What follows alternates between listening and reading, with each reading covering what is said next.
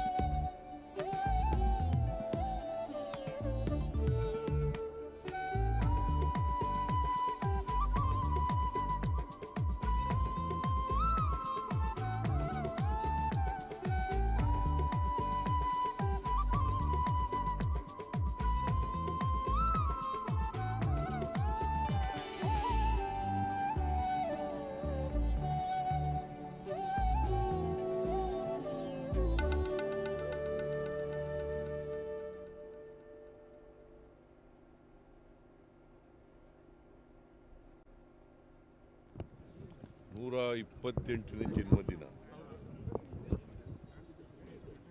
ಅವರು ಭಾಳ ಚಿಕ್ಕ ವಯಸ್ಸಿನಲ್ಲೇ ಕಾಲವಾದರು.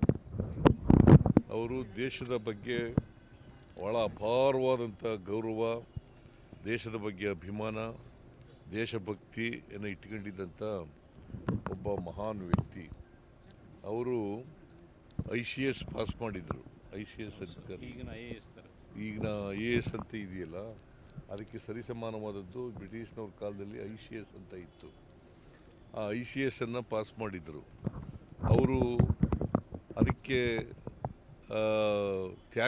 ಅದನ್ನು ತ್ಯಾಗ ಮಾಡಿ ದೇಶದ ಸ್ವಾತಂತ್ರ್ಯ ಹೋರಾಟದಲ್ಲಿ ಮುಳುಗಿದರು, ತಮ್ಮನ್ನು ಅರ್ಪಿಸ್ಕೊಂಡು. ಮತ್ತು ಕಾಂಗ್ರೆಸ್ನ ಅಧ್ಯಕ್ಷರಾಗಿ ಕೂಡ ಕೆಲಸ ಮಾಡಿದರು. 2 ಸಾರಿ ಕಾಂಗ್ರೆಸ್ನ ಅಧ್ಯಕ್ಷರಾಗಿ ಕೂಡ ಕೆಲಸ ಮಾಡಿದರು.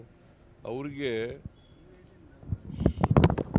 ಭಿನ್ನಾಭಿಪ್ರಾಯ ಏನಪ್ಪ ಅಂತಂದರೆ, ನಾವು ಅಹಿಂಸೆಯ ಮೂಲಕ, ಸತ್ಯದ ಮೂಲಕ ಮಹಾತ್ಮ ಗಾಂಧೀಜಿಯವರ ದಾರಿನಲ್ಲಿ ಸ್ವಾತಂತ್ರ್ಯವನ್ನು ಪಡ್ಕೊಳ್ತಕ್ಕಂಥದ್ದು ಭಾಳ ಕಷ್ಟ ಅಂತಕ್ಕಂಥದ್ದು ಅವರ ತಲೆಯಲ್ಲಿತ್ತು.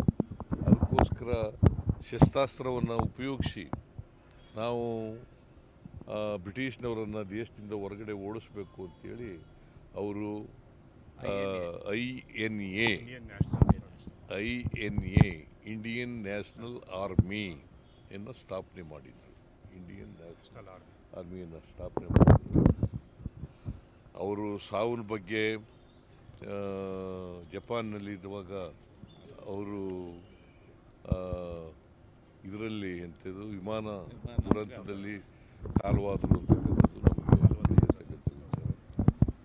ಸೊ ಅವರು ಪಾಪ ದೇಶದ ಬಗ್ಗೆ ಅಪಾರವಾದಂಥ ಕಾಳಜಿಯನ್ನು, ದೇಶದ ಸ್ವಾತಂತ್ರ್ಯ ಬರಬೇಕು, ಈ ದೇಶಕ್ಕೆ ನಾವೆಲ್ಲರೂ ಕೂಡ ಸ್ವತಂತ್ರರಾಗಬೇಕು, ನಾವೆಲ್ಲರೂ ಕೂಡ ಬ್ರಿಟಿಷ್ನವರ ಆಳ್ವಿಕೆಯಿಂದ ಮುಕ್ತರಾಗಬೇಕು, ಗುಲಾಮಗಿರಿಯಿಂದ ಮುಕ್ತರಾಗಬೇಕು ಅಂತಕ್ಕಂಥ ವಿಚಾರವನ್ನು ಇಟ್ಟುಕೊಂಡು ಭಾಳ ದೇಶಾಭಿಮಾನದಿಂದ ದೇಶಕ್ಕೋಸ್ಕರ ತಮ್ಮ ಪ್ರಾಣವನ್ನೇ ತ್ಯಾಗ ಮಾಡಿರ್ತಕ್ಕಂಥವ್ರು, ಪ್ರಾಣವನ್ನೇ ಅರ್ಪಣೆ ಮಾಡಿರ್ತಕ್ಕಂಥ ವ್ಯಕ್ತಿ. ಅವರನ್ನು ಸರ್ಕಾರ ಭಾಳ ವಿನಮ್ರವಾಗಿ ಸ್ಮರಿಸ್ಕೊಳ್ತದೆ.